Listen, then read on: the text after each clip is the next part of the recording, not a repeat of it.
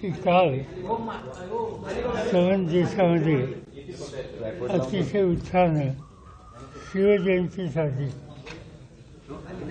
शिवजयंतीला माझा कार्यक्रम कालचा पुणे शहरामध्ये SSPLS शिवाजी प्रेसिडेन्सी स्कूल या ठिकाणी शिवछत्रपतींचा पुतळा बसवला. तो पुतळा बसवण्याच्यामध्ये शाहू राजांचा हात आणि शाहू राजांनी बसवलेला तो पुतळा त्या ठिकाणी शिवजयंतीचा कार्यक्रम असतो. आणि त्या कार्यक्रमाचं वैशिष्ट्य असं की शाहू महाराज म्हणजे थोरले साहेब महाराज त्यांच्या कुटुंबाचं कुणी नसेल कुणी त्या ठिकाणी येत असतं. आणि कालच्या कार्यक्रमाला माधवजी राजे आणि शाहू साहेब महाराज हे येणार होते तर ते येऊ शकले नाहीत, विलंब झाला.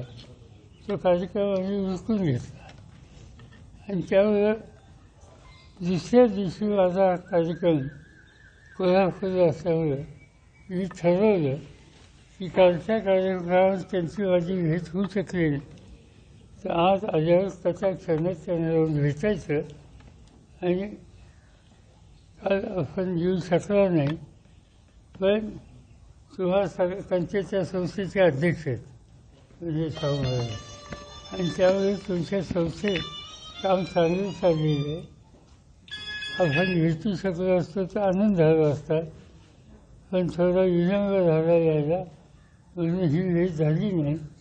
आणि आज कोल्हापूरला आलो तर आपल्याला भेटून जावं या हेतूने मी आलो. लोकसभा निवडणुकीच्या पार्श्वभूमीवर खरं तर ही भेट होती असं देखील चर्चा आता सुरू आहे. खरं तर असं झाली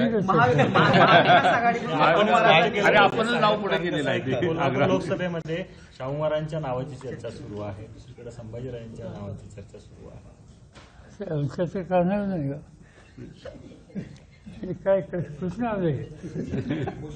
पण आपल्याला हे आवडेल का? कारण गेल्या अनेक दिवसांपासून ही चर्चा जी आहे ती कोल्हापूरमध्ये सुरू आहे, महाराष्ट्रात सुरू आहे. महाराजांची पण यापूर्वी पण इच्छा होती एकदा खासदार व्हावं असं.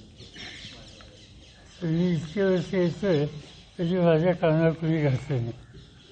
पण आता तुम्ही विषय काढला तर या विषयाच्या संबंधीचा निर्णय घ्यायचा मला एकट्यावर अधिकार नाही.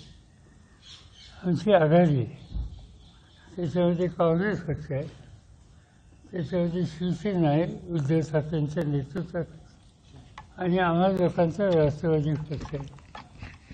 आणि त्यामुळे जागांच्या संबंधीचा निर्णय घ्यायचा असेल तर आम्ही एकत्र बसून घेतो. आम्ही याच्यामध्ये अन्य आमच्या सहकाऱ्यांशी किंवा माझ्याही सहकाऱ्यांशी चर्चा केलेली नाही. असं व्यक्तिगत मला विचारलं तुम्ही तर आमच्या सगळ्या सहकाऱ्यांना या प्रश्नाच्या संबंधी त्यांची सूचना असेल तर त्याचा आनंदच होईल. पण प्रत्यक्ष राजकारणात त्यांचा फारसा सहभाग नसतो, सामाजिक कामात त्यांचा सहभाग असतो. आज इथं आल्याच्या नंतर माझी जी वेळ ठरली होती त्याला थोडा त्यांच्याकडनं विलंब झाला. मला असं कधी होत नाही, पण नंतर कळलं की व्यंकटराव भोसले एक उपयुक्त त्यांच्यामध्ये काम करणारा व्यक्ती फटक्या विमुक्त जातीचा, त्यांच्या कार्यक्रमाला ते गेले.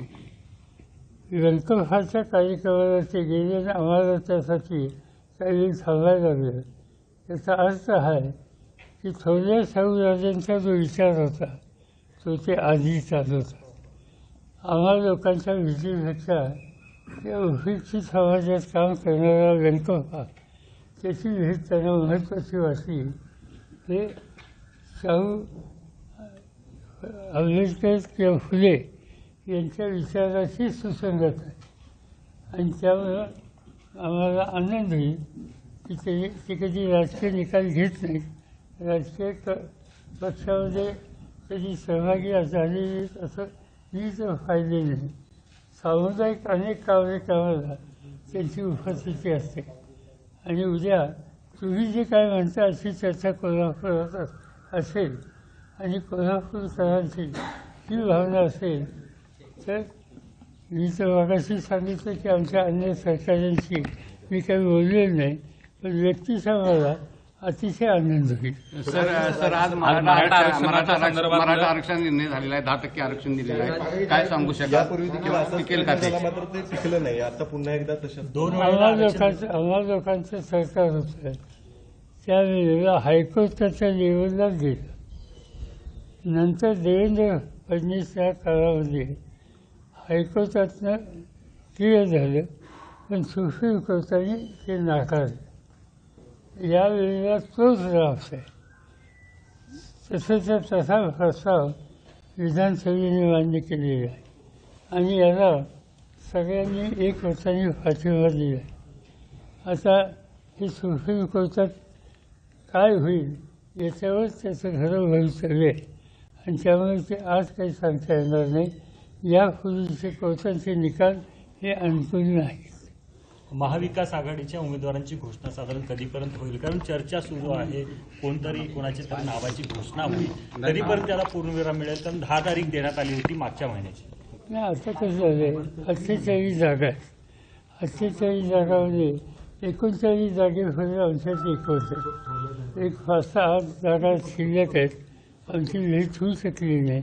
मला असं वाटतं की उद्या आमचे सहकारी बसणार आहे आणि त्याच्यात बरेचसे प्रश्न सुटतील आणि 2-4 जागा ज्याच्यामध्ये एकमत झालं नाही तर आम्ही जे लोक, मी स्वतः चर्चेत नसतो, तर मी असेल किंवा राहुल गांधी असतील किंवा उद्धव ठाकरे असतील, त्या 2-3 जागा जिथे एक वाक्यता नाही त्याच्यासाठी आम्ही बसू आणि आम्ही निकाल घेऊन टाकू. महायुतीने ज्या पद्धतीने तयारी सुरू केलेली आहे, महायुतीच्या 32 जागांवरती महायुती जी आहे ती भाजप जी आहे ती लढवणार आणि शिवसेनेला 10 आणि 6, राष्ट्रवादीला केवळ 6 जागा देण्यात येतील अशी चर्चा आता सुरू झाली आहे. मला माहिती आहे, हा त्यांचा अंतर्गत प्रश्न आहे. पण एकूणच साहेब ज्या पद्धतीने महायुतीनं तयारी सुरू केलेली आहे, 45+, 400+ वगैरे, त्या महाविकास आघाडीला आव्हान वाटतंय का? नाही, मला थोडं त्यांच्याकडनं कमतरता अशी पार्लमेंटमध्ये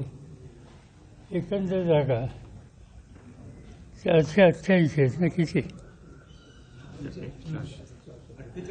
542 आहेत आणि त्या 42मध्ये महाराष्ट्राचे 48 आहेत. त्यामुळे ते 40 किंवा 400 हे सांगतात ते कमी सांगतात. ते त्यांनी खरं 48 सांगायला हवे होते आणि देशातल्या एकूण जागा आहेत त्या सर्व जागा त्यांनी आम्ही जिंकणार असं सांगायला हवं. त्यामुळे इथनं पुढं त्यांनी 11 सांगताना सुधारणा करावी एवढाच माझा सल्ला. मराठा आरक्षणासाठी मनोज जरांगे पाटील प्राणपणाला लावून लढतायत, त्यांची फसवणूक पुन्हा एकदा झाला. ओबीसीतून मराठ्यांना आरक्षण द्यावं अशी मागणी मनोज जरांगे पाटलांनी केली. त्यांचं मी स्टेटमेंट आता पाहिलं की उद्याच्याला त्यांनी बैठक बोलली. उद्याच्या बैठकीमध्ये आमची भूमिका आम्ही स्पष्ट करू असं म्हणले आणि त्यामुळे एका सेन्सिटिव्ह आणि अत्यंत महत्त्वाच्या प्रश्नावर आणि ज्यांनी हे सगळा संघर्ष सुरू केला ते उद्याच्याला त्याच्यावर देणार असतील तर मला असं वाटतं आज त्याच्यावर बोलणं योग्य नाही आणि म्हणून एक दिवस मी थांबेन आणि त्यानंतर म्हणले. राज ठाकरे जे लोकशाही मराठी ऐका, पहा, जागरूक रहा.